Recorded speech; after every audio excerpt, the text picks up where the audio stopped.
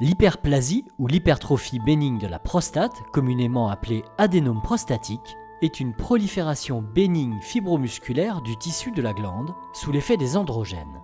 Elle se développe au fil de l'existence à partir de 40 ans. Elle peut, chez certains hommes, provoquer des symptômes invalidants tels que des envies pressantes d'uriner ou de multiples levées nocturnes et une difficulté à vider la vessie. Lorsque le traitement médicamenteux est mal toléré ou inefficace, un traitement chirurgical ou un traitement alternatif mini-invasif peut être proposé.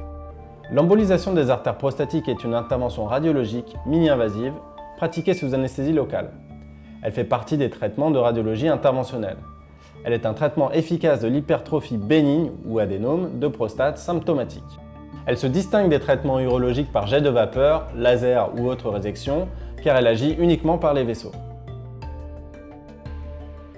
Un patient désireux d'une embolisation prostatique est toujours vu en consultation par l'urologue, puis par le radiologue interventionnel, avant l'intervention pour valider l'indication, puis lors du suivi post-opératoire. L'embolisation qui se développe actuellement devient une technique alternative à la chirurgie et donc globalement on peut considérer que c'est un intermédiaire entre les médicaments et la chirurgie et que le patient n'est plus devant ce dilemme de prendre des médicaments quitte à pas être très bien soignés pendant des années ou prendre le parti d'être opéré alors que les hommes ont peur d'être opérés parce qu'ils ont peur d'une atteinte sur leur sexualité, sur leur éjaculation. Donc l'embolisation correspond bien à ce profil de patient, plutôt jeune et dont la situation n'est pas trop avancée. Donc, à côté de cette population pour laquelle l'embolisation apporte une solution entre médicaments et chirurgie, il y a une autre population qui était un peu les abandonnés en fait, des soins urologiques, qui sont les hommes très âgés, qui ont beaucoup de risques opératoires et qui ne peuvent plus uriner, qui ont des sondes à demeure, ça veut dire des sondes qu'ils portent en permanence et qu'on ne peut pas opérer et enlever la sonde. Et là, l'embolisation donne des succès fantastiques, jusqu'à 8 hommes sur 10 peuvent de nouveau uriner alors qu'ils étaient condamnés à porter la sonde jusqu'à la fin de leur jour.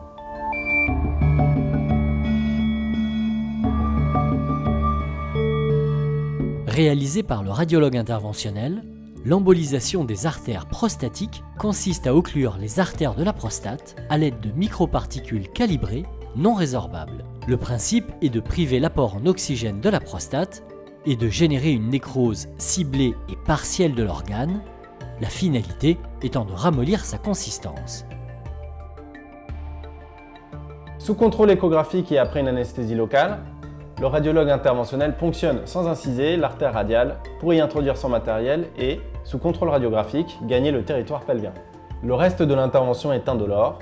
Le radiologue pénètre dans l'artère de la prostate avec un microcathéter dont l'épaisseur est de moins d'1 mm.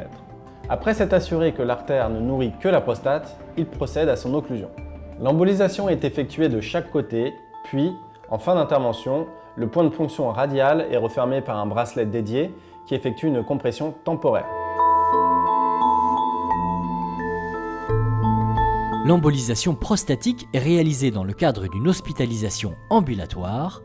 Le séjour se déroule sur une journée ou une demi-journée. Une sonde vésicale durant et après l'intervention n'est pas nécessaire. La voie d'abord radiale, qui consiste à introduire le matériel par l'artère du poignet, réalisable chez la quasi-totalité des patients, permet un retour à domicile 1 heure après l'intervention. Elle permet un confort particulier pendant la procédure, avec notamment la possibilité de mobiliser les jambes.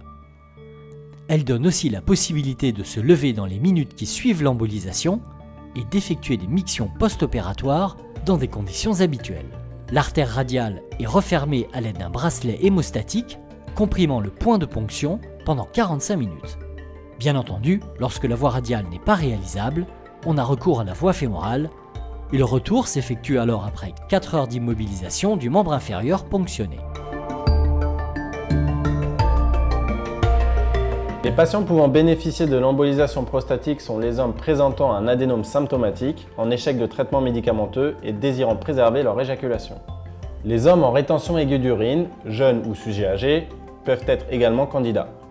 Enfin, l'embolisation de prostate est aussi une solution pour les patients dont l'anesthésie générale est à haut risque ou pour les patients sous anticoagulants. Il n'y a pas de limite de volume prostatique, ni inférieur ni supérieur, pour pratiquer l'embolisation. L'embolisation de prostate est indolore, tout comme les suites immédiates. Il sera nécessaire de ne pas solliciter le poignet ponctionné dans les premières heures. L'amélioration des symptômes se fait ressentir au bout de quelques jours lorsque le ramollissement de l'adénome est installé et que la prostate n'appuie plus sur l'urètre et sur la vessie. Les suites après embolisation de prostate sont bien tolérées et se résument principalement à des brûlures mictionnelles qui durent en moyenne 5 à 7 jours. Le patient est revu dans le mois qui suit l'intervention par le radiologue interventionnel pour l'évaluation de la procédure et par la suite par l'urologue. Les publications scientifiques rapportent un taux d'efficacité autour de 85% sur les symptômes invalidants, notamment l'irritation vésicale et les difficultés de vidange vésicale. Les complications sont rares et transitoires sur une période de 5 à 15 jours. Des traces de sang dans les urines et les selles, des taches bleutées ou ulcérations du gland sont constatées dans moins de 5% des cas. Leur survenue tend à disparaître avec l'amélioration des pratiques. Exceptionnellement, une infection urinaire, une rétention aiguë d'urine, une nécrose focale de la vessie, une ulcération rectale ou une nécrose partielle du gland ont pu être constatées et restent transitoires. Ces complications tendent également à disparaître avec l'amélioration des pratiques. De rares études rapportent un taux de 10 à 15% de diminution transitoire du volume de l'éjaculat, pouvant durer de 3 à 6 mois, rapportés à l'oral par les patients.